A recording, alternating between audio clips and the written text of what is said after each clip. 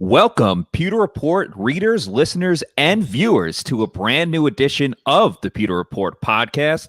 I am Matt Matera, and joined with me is the man that was fab before he even started writing the Fab Five, but he's even more fab now. Ladies and gentlemen, it is Scott Reynolds. Scott, how are you doing? I'm doing good, Matt. How are you? We were out there at Bucs camp today. It got a little rainy. You got to go inside because of the limited number of media availability when they go inside the facility due to COVID and stuff. When it started raining, I went home, started going to work on the practice report. Yeah, it was a bit of mixed bags at practice today because they started outside and then it started downpouring for a little bit. I tried to stay out as long as I possibly could. Then I went back to the tent, but then it started lightening up a little bit. So I went back out while everyone else is still in the tent. I'm like, I'm out here. I'm on the field. Let's do this.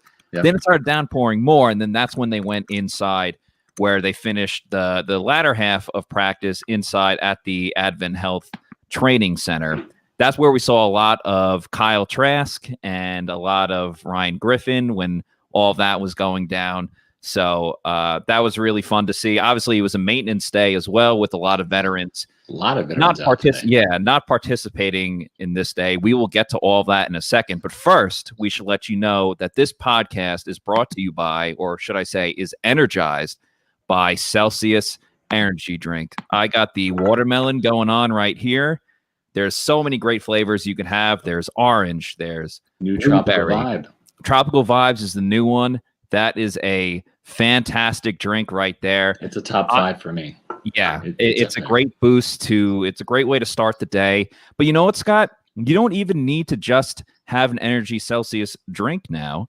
You can also get their new protein bars. Yeah, these fast protein bars are phenomenal, and so it's a great 1-2 punch to start your day with energy and protein with the fast bars and also with Celsius. If you want to find out how to get Celsius, it's real easy. Go to Celsius.com and click on the store locator, and then you can put in your address, and then all these locations will pop up: health and fitness centers, nutrition stores, convenience stores, big grocery chains. They all carry Celsius. So make sure that you try all the flavors, find out which ones are the best for you, and then when you like certain flavors, Matt, you're going to want to go to Amazon and buy them in bulk and save a lot of money. So that's the way to get your Celsius on. And I'll tell you, with my health issues over the summer, I've had to give up coffee, and I need coffee in the morning. I was up at 5 o'clock this morning. I needed something, and this is my go-to now. No more coffee for me. I'm going with Celsius. Now, usually I would do both, but I can only have one, and I'm thankful that I can at least have Celsius rather than coffee. So, but certainly some big news today.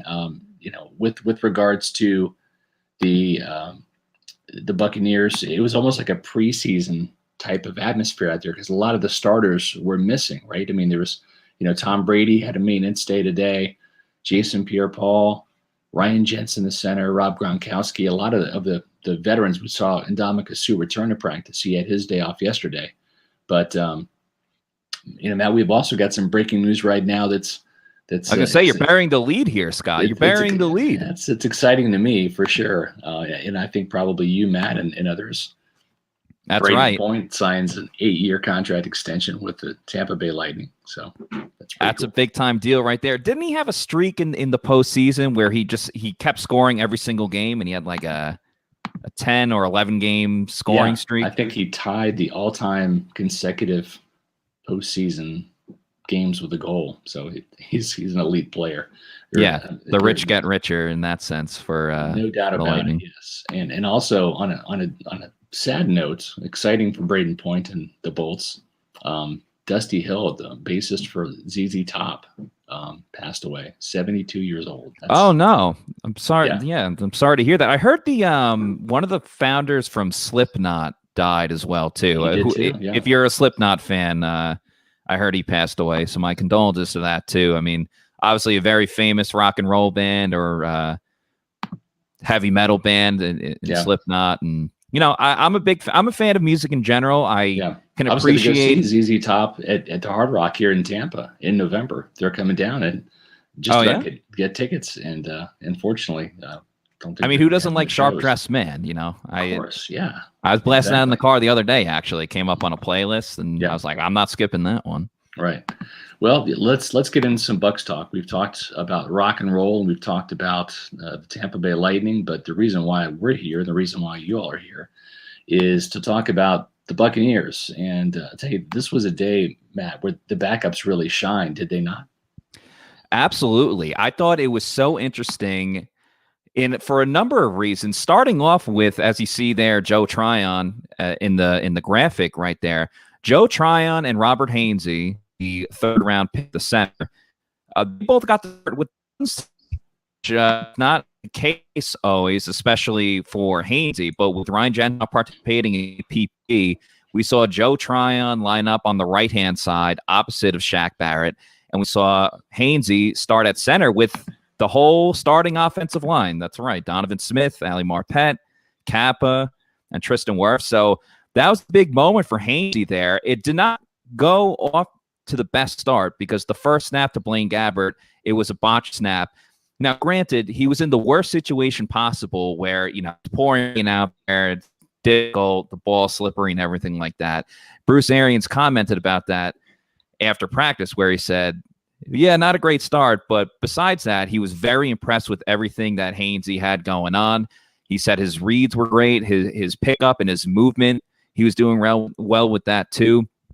I know I was watching at one point once they were inside, Hainesy was, and all of his snaps are good after that. I made sure I want to pay attention to that because, I played high school football and I used to play tackle and I also played center as well. And yeah, it's simple to think, oh, I'm just going to snap the ball and then go and block my guy. But when you're thinking about, I got to double team this guy and then go to the next level and go get the linebacker, you forget too, like, I got to make a good snap because if this snap is botched or anything like that, the play is done. It's simple, but you can't overthink it. So I was paying attention to that. I thought he did a really good job. And I remember one play in particular, it was a longer developed passing play with Trask at quarterback, and Hainesy was blocking Will Golston on the play. So we're talking about a formidable defensive lineman, a guy that's in the rotation for the Bucs defensive line. And you know what? It was one rep, but he held his own against Will Golston. I think that's a very important growing process for Hainesy when he looks to be the offensive lineman in the future. Now, Joe Tryon, with his opportunities, this guy just keeps getting better and better each day. He didn't have a sack, but he had a play where he rushed from the outside and it forced the quarterback up into the pocket, and it led to an interception. Not an interception. It led to a sack for Khalil Davis, who we spoke to today post practice. So two guys that were elevated into a higher role, and they both did their job, I think, to a very high extent, in my opinion. Yeah, and I had a chance to talk to Rob Gronkowski after practice today and asked him about Joe Tryon. He's got a handful of plays against him, and just wanted to get what his early assessment was of Joe Tryon. And Rob Gronkowski said, he looks like he can play. He's got the ideal, typical body type for a defensive end. He's got explosion coming off the line, no doubt about that. So now the one thing is he did want to see this kid in pads, and I do too. And I tell you, I've talked with some people within the organization, and they were buzzing about Joe Tryon. This kid is legit. We talked to Jimmy Lake on Monday, you and I, Matt, and we're not just trying to hype this kid up. It's well deserved and it's legit. He got better by not playing football last year. Now, if he would have played in those 4 games, he probably would have gotten a little bit better as well. But it's just a different track. He worked on his body. He got bigger. He got faster. I think he worked on his leverage, worked on his technique. And he really trained for the entire fall for the NFL rather than playing for the Huskies. And the Pac-12, they had a lot of issues last year with, are they going to, first they canceled the season, and they said, okay, well, maybe we'll come in a little bit later like the Big Ten, and ultimately they did. They only played 4 games, but Trion didn't play any. But this kid, he looks legit. And the great thing, as we talked about on Monday, is he doesn't have to come in and play right away, Matt. He can come in as a designated pass rusher and be fresh in the second half, where the tackles he's going against have been playing, an entire day, especially down here in the Tampa heat and humidity. He's going to win some of those battles. He's going to get some sacks as a rookie. You're absolutely right. And another thing Jimmy Lake mentioned too was just that this is a guy who loves football. And one of the things I was most excited about watching today was we watched the Bucs did kickoff coverage in their special teams work today, which they normally do in the beginning of practice. And that's pretty much the only part of practice that we're able to get photo and video for. And Trion was on the first team kick coverage. He did his job running down the field. Obviously, you're not going to light anyone up at this point during practice, but I'm excited to see him work on some special teams things, just becoming an all-around player. And I think that's the key that we're going to keep seeing with this Bucs roster is guys stepping up, guys coming into new, unique situations, whether it's a guy like Cody Mcelroy getting more reps today because the big three tight ends weren't available to practice today. I think we're going to see so many guys in different roles, in unique roles, but getting an opportunity to really show what they can do in this league in front of the coaches. And we talked about how stacked this roster is. So you're not going to have too many chances. So you got to make the most of it when you do have a chance. There's no doubt about it. And so we had a chance to look at Hainesy. We also had a chance to look at Trion. But, if there was a position, Matt, that really kind of stole the spotlight today, it was probably the tight end position. And that's a little crazy, right? Because this is a very deep tight end room. It's probably the deepest in the NFL, right? You got Rob Gronkowski, future Hall of Famer, still obviously playing at a high level. Just show the Chiefs game, right? The Super Bowl, 2 touchdowns. Not to mention the fact that once he got his body back into football shape, he was dominant. I think down the stretch at times for the Bucs offense. O.J. Howard probably had the best camp of any of the tight ends last year. Was off to a really good start. His best start, I believe, in his career in Tampa. Then he had that unfortunate Achilles injury, and that opened the door for Cam Britt to continue that steady Eddie role, right? Where I was going to say all reliable when it comes to Cam Britt. That's just so reliable in the end zone, in the red zone, and I believe 4 catches for 80 yards against the Washington football team in the playoffs. So you could still get the job done at the big touchdown catch against Green Bay to extend that lead in the NFC Championship game. But those 3 guys were out today, Matt. It was 3 more guys that are on that depth chart. They really stood up and showed out. Which there's going to be room for one of those guys, right? All these guys aren't going to make it barring injury. But this is all of a sudden it is deeper than you would expect tight end room. Absolutely. And you have a bunch of talented guys. And Scott, you had mentioned this when you and I were watching the early portion of training camp this morning. You said if this was like a Lovie Smith team or something like that, a guy like Jarrell Adams would be the number 2 tight end on the team. Possibly, and, and it was great watching today, because I would say up until today, which today is Wednesday, every single day just kind of blends in when it's training camp. Now, today is Wednesday. I would say so far going into training camp, out of the 3 or 4 guys, so as we said, you got Gronk, O.J. Howard, Cam Britt, they're locks for the team. The other guys fighting for positions, it's Tanner Hudson, Cody Mcelroy, Jarrell Adams, and Daquan Hampton. I would say Hampton's probably the odd man out, and talking about fighting for that last spot. So if we're going to narrow it down to a 3-man race between Hudson, McElroy, and Adams, I would give the edge right now. Up until today, I would say Adams was probably in the lead. I just thought he's had the most impressive showing so far. But Cody Mcelroy was an all-star in this game today, or in this practice today. Yeah. He had unbelievable chemistry with Blaine Gabbert. I remember, we're all taking notes when we're at practice out there. Yeah.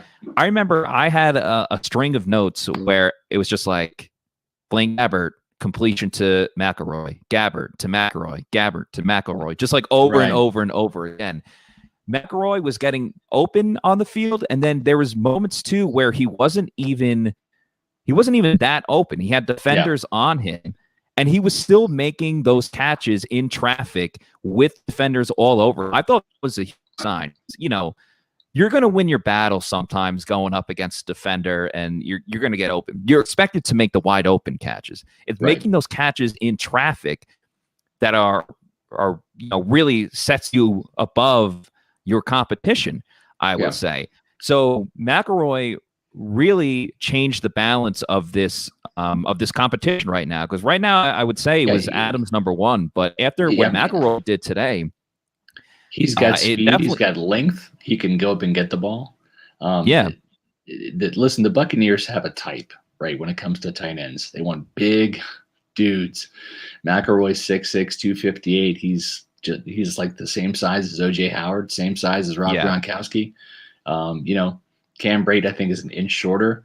But I mean, that's their type. Even Jarrell Adams, he's 6'6", 260 pounds also. So both these guys built very similar. I asked Bruce Arians about the backup tight end positions, and listen, these are guys you're going to see a lot. You're not going to see Cam Britt, OJ Howard, and Rob Gronkowski in August in these 3 preseason games. It's going to be Tanner Hudson, Jarrell Adams, Daquan Hamilton, if he's still on the team, and Cody Mcelroy.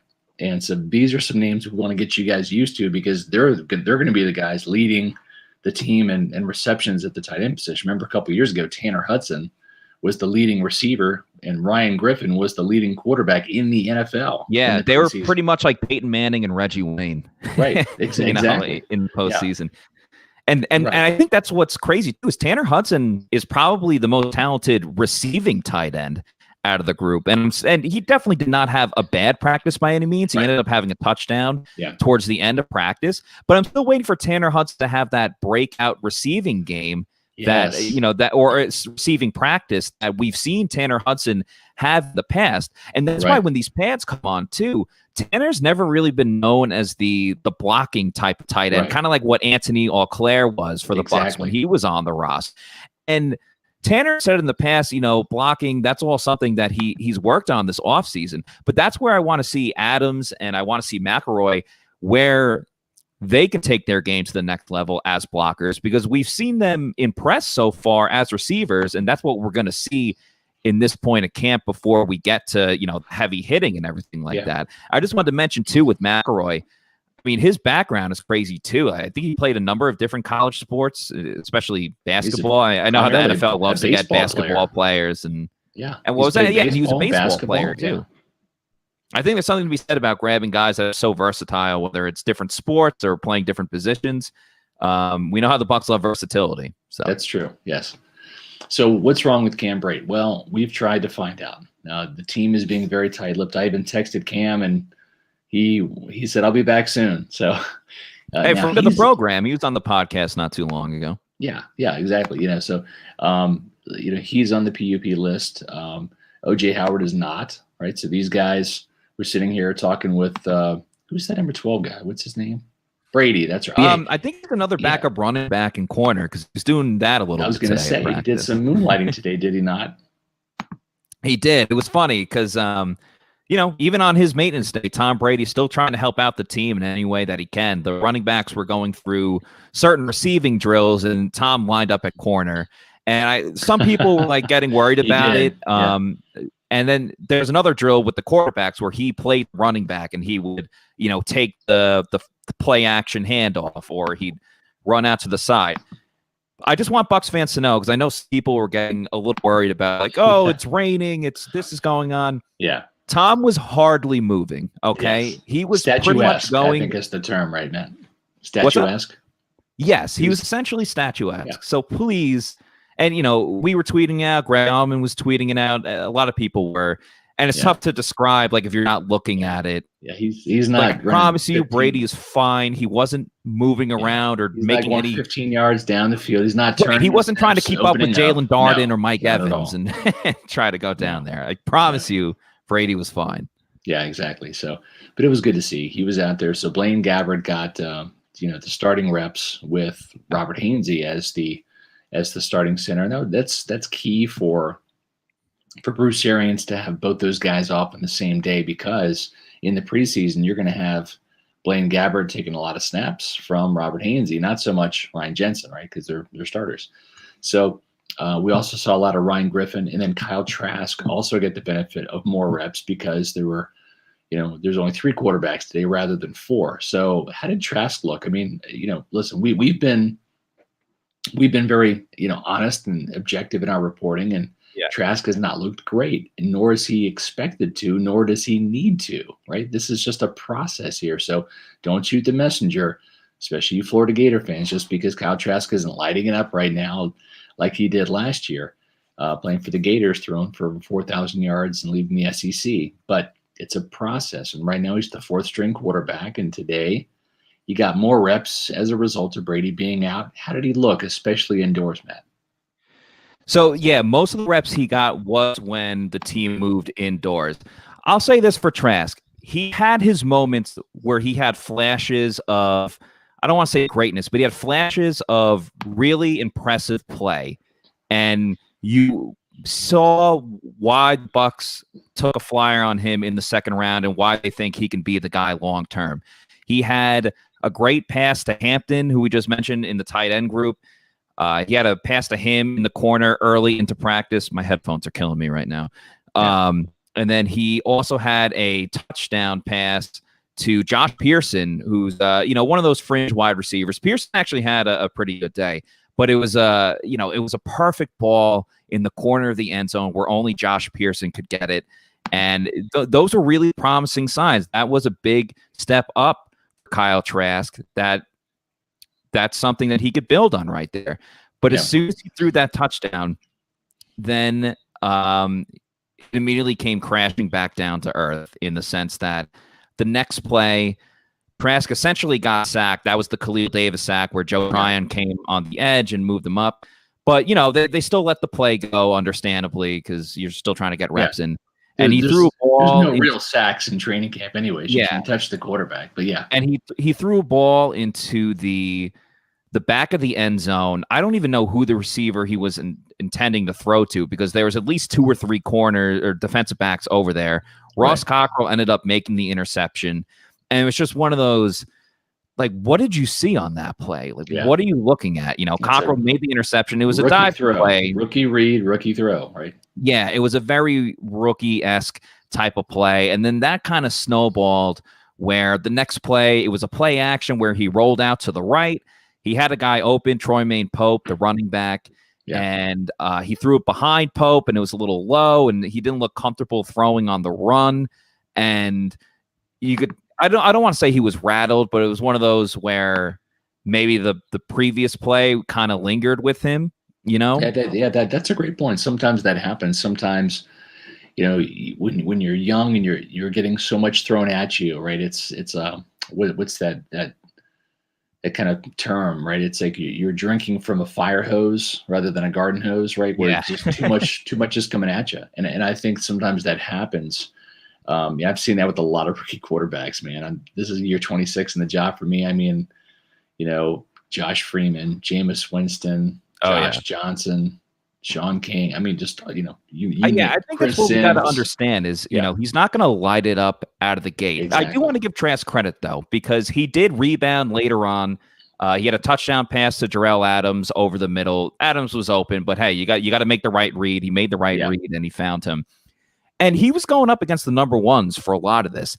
And the Bucs defense was not laying it easy on Kyle Trask, all right? They were throwing a lot of things at him. They had Levante David lined up on the edge, on the outside. That's not something even, the number one see all the time. And then the Bucs had this very interesting setup where Shaq and Joe Tryon were both lined up next to each other on the edge, again, on the right-hand side with Trask at quarterback. That sounds dangerous. That sounds very dangerous. I can only imagine if JPP was healthy. Maybe JPP is either on the other side or maybe he's out there too. Absolutely. Get like a jet package out there. You got all of your pass rushers, all 4. I would absolutely love that. I think defensive end, edge rusher and guys, put them in the middle, put them in the outside, and just sick them. Yeah, that's awesome.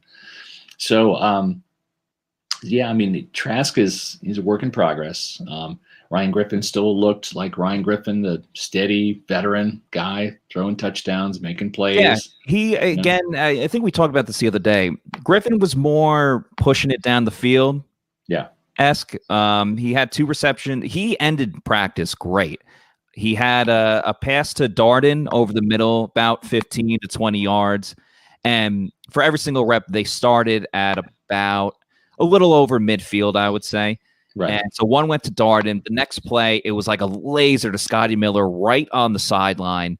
Got it there. A second before the corner was able to get his hands on the ball. And Scotty was like, I think, a yard out from the end zone. And then Griffin followed that up with a pass across the middle to Mike Evans for a touchdown. So he was really hitting it on all cylinders at the end of practice. It was a great way to finish everything up for Ryan Griffin. He's been very consistent. I wouldn't say he's like blowing the doors off of anything, but he's really going to be the number 3 quarterback, who's really going to be the number 4 quarterback, because Trask is going to be the number 3, and Griffin, you're not going to cut your second injury. Okay? Yeah, barring an injury, Griffin will be on the practice squad, but probably deserves better because he's a better player than Trask is right now. But so Trion looked really good. Hainesy, got a lot of reps there. I kind of probed some of my sources inside the team because we see one thing, right? We see the live practices. Right. It's hard with 2 people out there trying to watch 22 people at the same time, right? So we have to kind of rely on our sources sometimes and ask, hey, who's looking good out there when you guys go back and watch practice? The names that I'm hearing, Carlton Davis, who has done a really good job because although he's not made many plays in terms of interceptions or pass breakups, he's doing his job by covering people. And they're not throwing his way. They're not throwing his way, exactly. So Carlton Davis, Sean Murphy Bunting is also having a very good camp. I've been told that he just looks healthy. And that was the problem last year.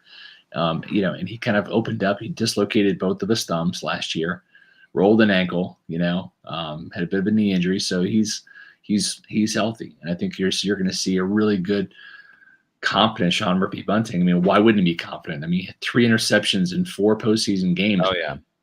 Yeah, he's a guy that exudes confidence, too.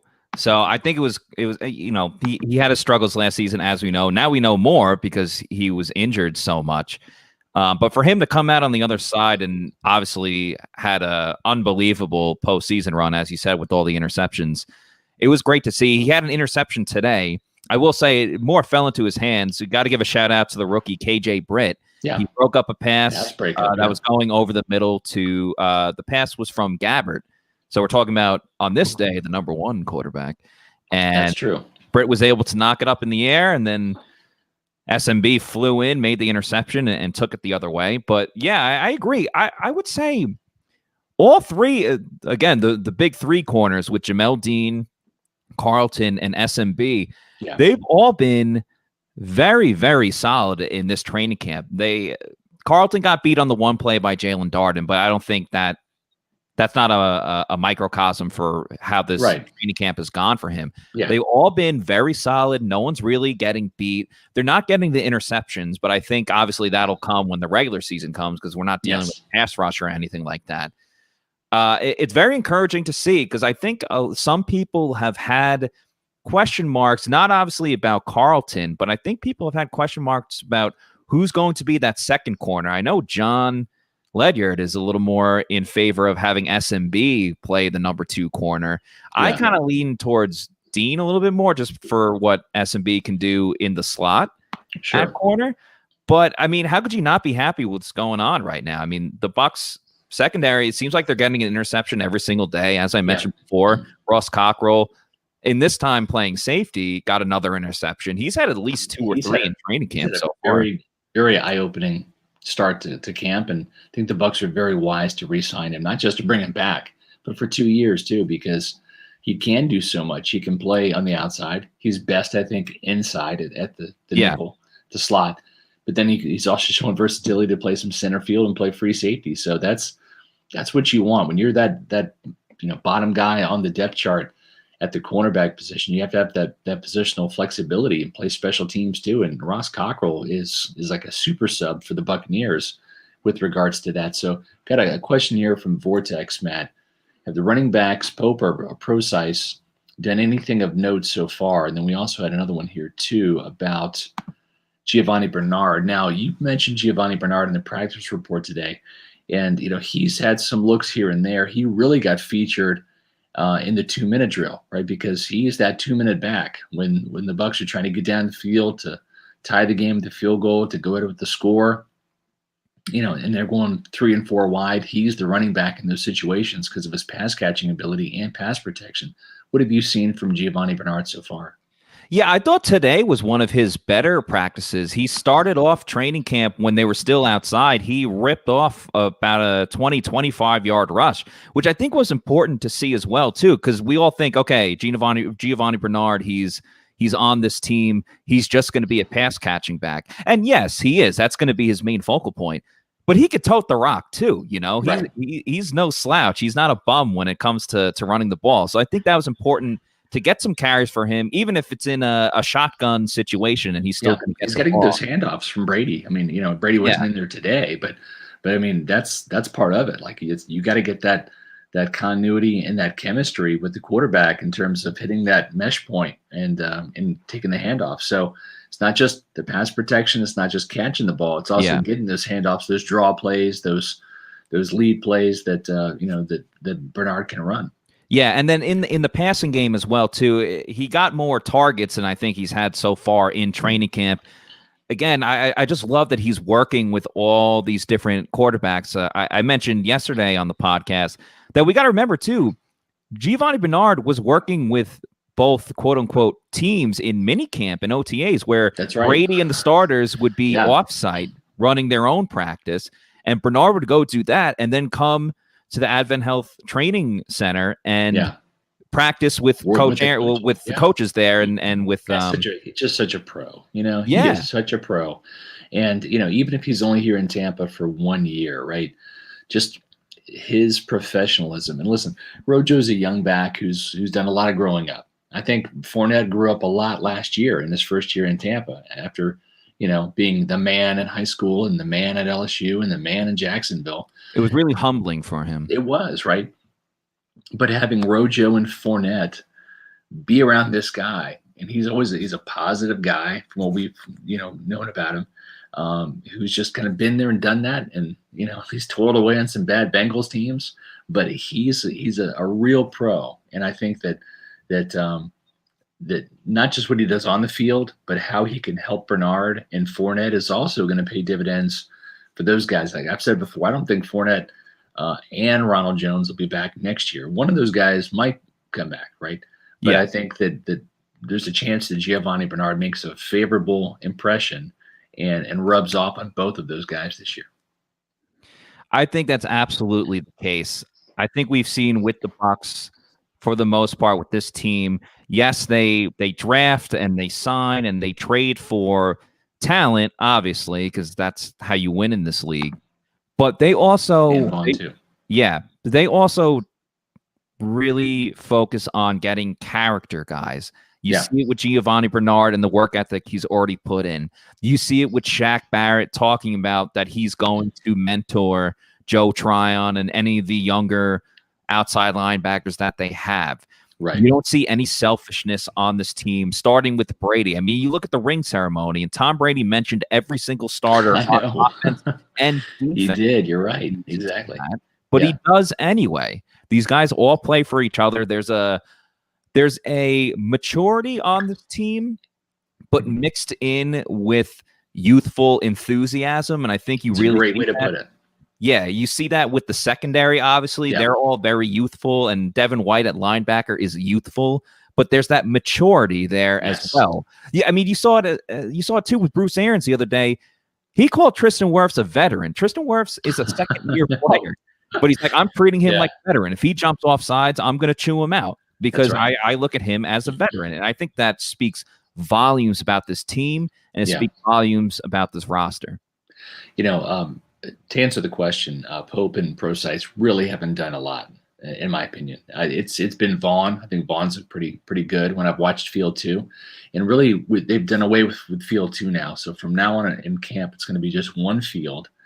But Bruce Arians said it again today, Matt. The defenders on Field 2 graded higher every day than the starters and backups on field one in terms of the fewer mental errors. So that speaks volumes about the Bucs have a lot of smart defensive players that are making sure they have the correct assignments, not jumping off sides, not getting penalties, things like that. That's going to bode well as this team gets into these preseason games and showing out on Saturday nights. Yes, and there's an example of that happened during the indoor session where Antonio Hamilton, one of the undrafted rookie free agents at corner, he was guarding Jaden Mickens, and Mickens made the reception on the play towards the sideline, but Hamilton had the wherewithal to swipe at the ball when Mickens had it in his hands and knock it loose for a fumble. It went out of bounds, so granted it in a turnover. But hey, Hamilton's a guy, he's made some nice plays. He's also got burned a lot too. Yeah. But I think it's important that he's stuck with it. And okay, if you're going to get beat on a play, he's got a short memory, man. He does. I think there's a lot to be said about it. I mean, every single corner gets beat. It's going to happen in this league. But the fact that, first thing went to his head is, let me get the ball back. Let me swipe it away from him. Right. I thought that was big. I thought that was a big thing to see. And that goes back to everything you said about what Bruce Arians was talking about. Yeah. Mark Fisher, one of our longtime readers and listeners and supporters, has a question. Steve McLendon was a good stopgap. Which younger guy can replace him, with respect? It doesn't make the most sense. Yeah, the thing is, though, is I think McLendon is a lock to make the team this year. Agreed. For two reasons. Number one, they don't have that young guy waiting in the wings right now, right? Remember Khalil Davis, we talked to him on the Zoom calls today. With Davis, he had his growth stunted last year with no preseason games. It was, it's unfortunate with COVID hitting. There's no preseason at all. So he only played in 2 games last year and got very few reps. So his development was behind the scenes, really doing the scout team work during the season. And you're not going to learn your defense while you're doing scout team for somebody else, trying to help the Bucs offense get better. So I think they like him.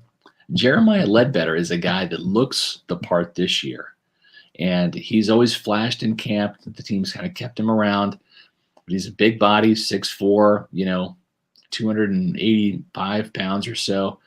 That I think that he's a physically impressive guy. If he can put it all together and make some plays and stay healthy, I think he's got an outside shot of maybe pushing Patrick O'Connor. The problem is O'Connor is just a special teams ace, and he's developed enough as a defensive lineman, got his first sack last year.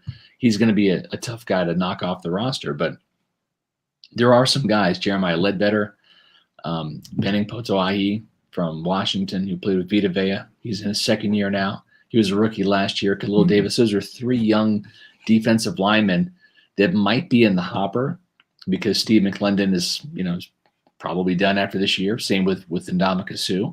So there's 2 roster spots right there that could open up. I'm not saying that McLendon's a lock, but this is a team right now that's gunning to try to repeat as Super Bowl champions, right? So that's going to give the edge to veterans this year over younger guys, especially because you can stash them on the practice squad because it's really opened up, right? There's 16 guys in the practice squad now. It used to be 8. So I think that's maybe how this plays out. Do you agree? Right. The practice squad, I do agree with you. The practice squad is the whole X factor and variable to this because there are a number of guys that are fighting for 1 or 2 spots as we've documented so far during this training camp. But the fact of the matter is you can't keep all of these guys. So hey, let's keep you on the practice squad.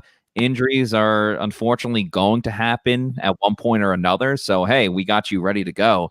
You mentioned Ledbetter, and I agree. McLendon is going to make this team. There's no reason to rock the boat with, you go with what got you to the Super Bowl there last season. So I don't think there's really a reason to switch that up at all unless you really see some regression from McLendon or someone like that. But I don't think that's been the case here at training camp. From what the coach really the thing is McLendon has just been a huge insurance policy, right? Yes, absolutely. I mean, he's a run stopper. They brought him in here because they didn't think Vita Vea was going to be back, and obviously they got Vita Vea back. So yeah, you're right. He's just here to fill in when those other guys need a breather. So really, when you're looking for insurance in Tampa, you're turning to Steve McClendon on the field to help with the runs. But who are you turning to when you need insurance off the field, Matt? Oh, if it's off the field, I'm turning to Briar Greaves, Scott. Let me tell you about Briar Greaves. They've been in business for over 30 years. You don't stay in business for that long if you aren't doing something right. Briar Greaves does a lot of things right, but none more than giving exceptional personal service to their insurance customers. Sorry, I cannot speak. We all need insurance, all right? It's hurricane season time, Matt. I mean, it's raining out right now. Yeah. It's hurricane season. You have to be prepared, all right? You cannot go into any situation not knowing what to expect, okay? And not having insurance. So whether it's life, homeowners, auto, or even commercial insurance, Briar and Sam Greaves and their staff are the best in the area, and they're big Bucs fans. Who doesn't love big Bucs fans, especially after winning the Super Bowl? It literally takes you 10 minutes to get a quote or compare your current policy, and the 10 minutes could turn into hundreds of dollars in savings for you.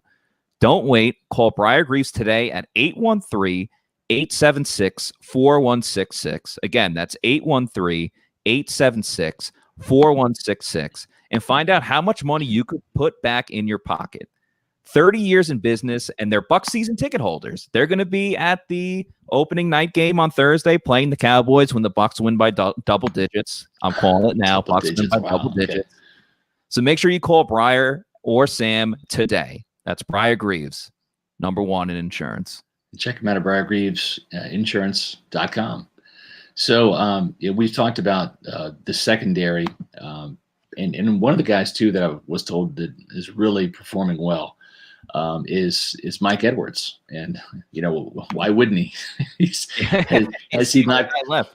Yeah, I mean, has he come off the field at all? I mean, this is a guy that okay, fine, you're a starter now. It's the start of camp with Jordan Whitehead out on the COVID list. Then you've got Antoine Winfield going out. Raven Green is not anywhere to be seen. So there was a day, Monday, right, where they were down 3 safeties, and so Mike Edwards, by default has gotten a lot of playing time, but he's also earned it. This guy really looks like he's picking up from where he left off. Just was a super sub last year for this team. Played, sparingly compared to how he played the year before because Antoine Winfield's presence, kept him on the bench.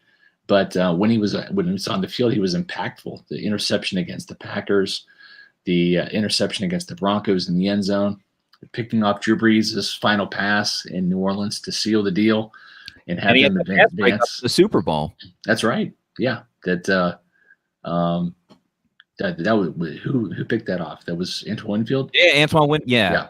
Edwards got the PBU and Winfield came up with the interception.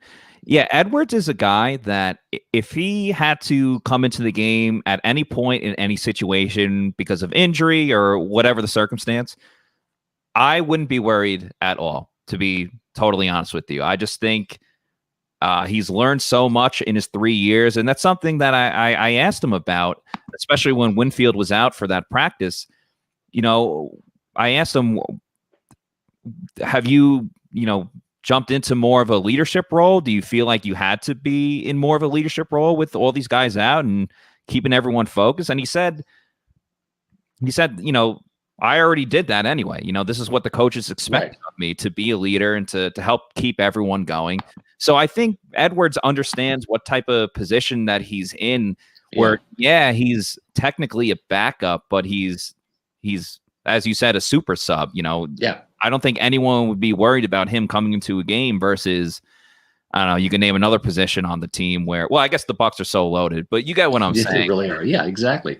So, G Vegas wants to, he makes the point, could we see Edwards taking over for Whitehead since teams passing more? I don't know about that necessarily. I would be shocked because, listen, Jordan Whitehead's in a contract here. He's going to want to make as much money as he can and play as hard as he can. Yeah. And he's gotten better too. I mean, he's a damn good safety. It's just that Mike Edwards is too. The Bucs are flush at the safety position with 3 quality starting caliber guys when you include Winfield. So, and all guys that were not first round picks.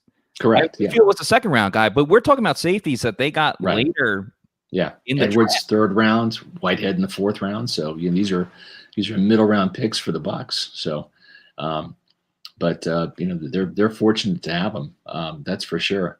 Matt, we're in training camp, right? And what does that tell you? Well, I mean, summer is just about over, right? Yeah. But the thing is it's summertime. It's time for the beach bod, right? And there's still plenty of time, especially in Florida here, where summer doesn't go away until October. But you're in luck. Our friends over at Manscaped. I'm going to try the Manscaped read with my voice here, being on IR, but we're going to give it a go.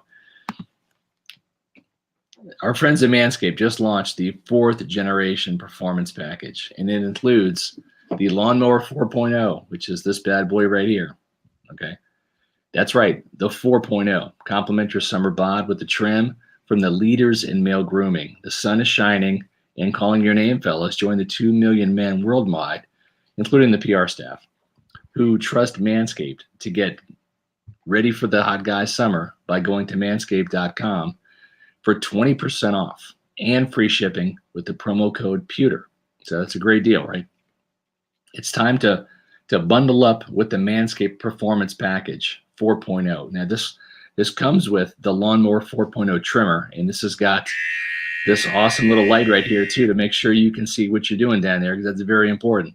The Weed Whacker ear and nose hair trimmer, the Crop Preserver ball deodorant, and the Crop Reviver, which are these awesome little formulations right here. Okay, so you get all of this stuff, plus you get the performance boxer briefs, which are the most comfortable boxers you're ever going to have, and a travel bag, which they call the Shed, to hold all the goodies. Quality bag right there. So first of all, the Performance Package 4.0 has got the new Lawnmower 4.0. This trimmer is insane, and I dare you to say it's the GOAT of all ball trimmers, because it really is. The 4th generation trimmer features the cutting-edge ceramic blade. It's designed to reduce grooming accidents thanks to their advanced skin-safe technology. It's got a 7,000 RPM motor, a new multi-function on and off switch that can engage the travel lock, and it gives you the ability to turn on that 4000K LED spotlight for the more precise shave. Did I mention the trimmer is waterproof too? It's in the shower. You can go wild with it. From your chest pubes all the way down to your ball fro. The Manscaped Lawnmower 4.0 is the best trimmer for you. Yeah, I'm a big fan, not just of everything you just mentioned, but the boxers or the boxer briefs are extremely comfortable. I'm not just saying that because they're a sponsor. Listen, it is.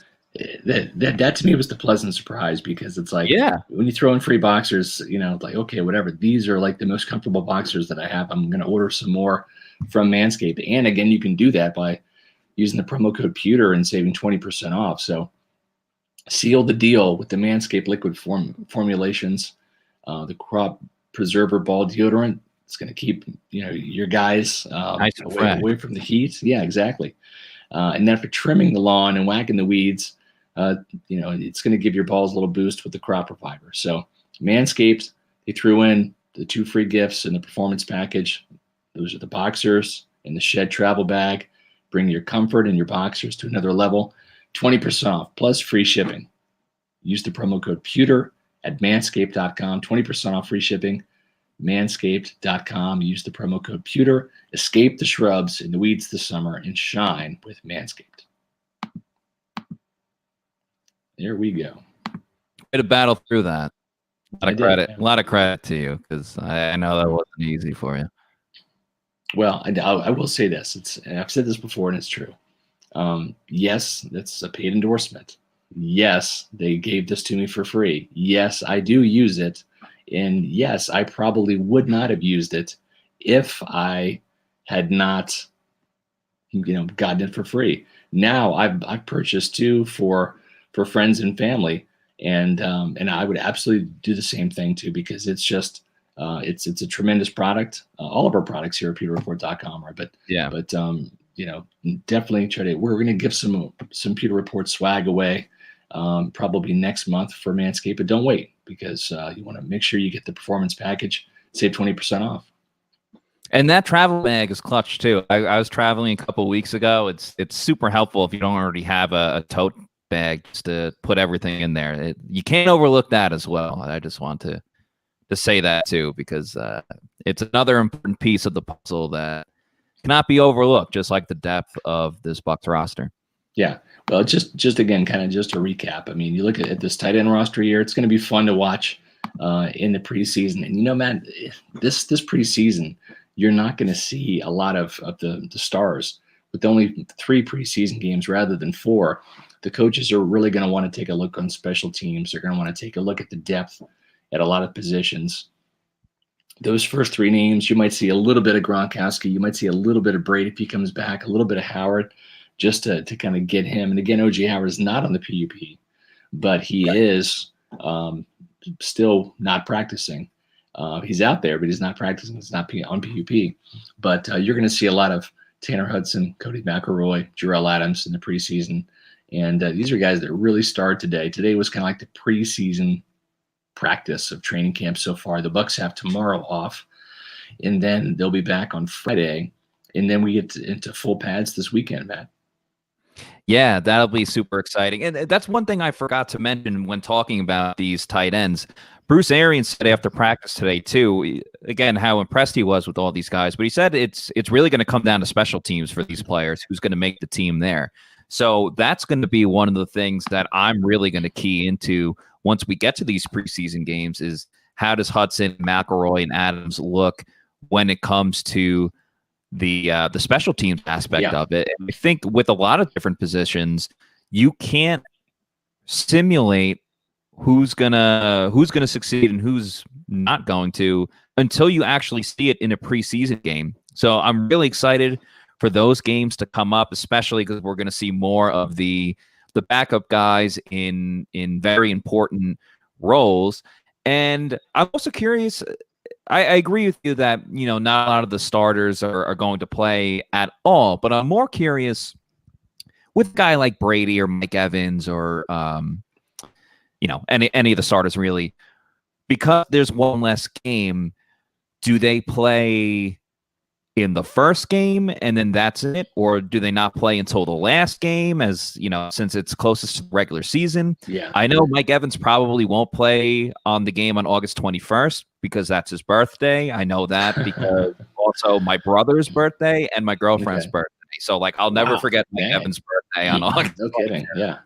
Well, my guess, and I'm not Bruce Arians, I don't make the schedule in terms of who's playing and who's not. My guess is you'll see the starters play probably a quarter in the preseason opener. Actually, maybe a series or 2. Then I think you're going to see them play a half in the second game, and then that's it. So I think you're looking at maybe 3/4 tops for the starters out of 3 games. So in the most action they're going to see is probably in game 2 against the Titans. So, but you're going to see a lot of Giovanni Bernard, a lot of Keyshawn Vaughn, a lot of Joe Tryon, a lot of Jalen Darden, a lot of Robert Hainesy, a lot of Tyler Johnson, a lot of Anthony Nelson, a lot of Khalil Davis. So there's going to be a lot of guys that the Buccaneers have drafted that have, that they're kind of the future, but the future isn't now. The future is a year or 2. But those are the guys that we're going to see. And it's going to be fun because we haven't really seen these guys play that much. We saw a little bit of Tyler Johnson last year. A little bit less of Keyshawn Vaughn last year. Didn't see much of Khalil Davis. Joe Tryon will be really fun to watch, but I'm looking forward to it. I'm at the point where usually, and I'm an old veteran. This is me, year 26 talking. It's I love when training camp starts. After the first week's over, I'm ready for the preseason. Mm-hmm. After the first preseason game, I'm ready for the regular season. I want to just hit the fast forward button and get the show on the road. I think a good way to summarize it is that, especially with the rookies this year, and now the second-year players that didn't have a preseason last year, we are just scratching the surface with the potential of a lot of these backups on the roster that will be future impact players for this team. Yeah, no doubt about it. They're drafting for the future and for depth, and that's what they got. John Ledyard is coming back next week. So he is up in Pennsylvania at a family vacation. I think he's attending a wedding up there too. So yeah, so he's been working remotely, but he is itching to get out to training camp practice. And yes, the fun thing is we will be having some more Pewter Report get-togethers this season. We always look forward to those. COVID wrecked that last year, but we're getting back to that. We're going to be doing some bowling leagues too, Matt, over at Pin Chasers, which would be fun. That's right. Yeah, the Pewter Report Bowling League. It's been awesome. It's been a staple of Pewter Report over the last couple of years. Still trying to finalize everything with that, but it will be right around when football season starts. We would normally do it on Mondays. It's a great time. It's inexpensive. You can bring your family down. You can join a league. Love the bowl. OJ, Tanner Hudson, Anthony Alclair was there a lot last year. But Donovan Smith is a fantastic bowler. Levante David's done his Boys and Girl Club charity there. So a lot of the Bucs have bowled in the past before. Mike Evans does charity bowling events. So bowling is big in the Bucs community, without a doubt. No doubt about it. So speaking of Bucs community, we would be remiss if we didn't let you know about our good friends at Loose Cannons and their travel. They've got a couple packages this year. Let's take a look.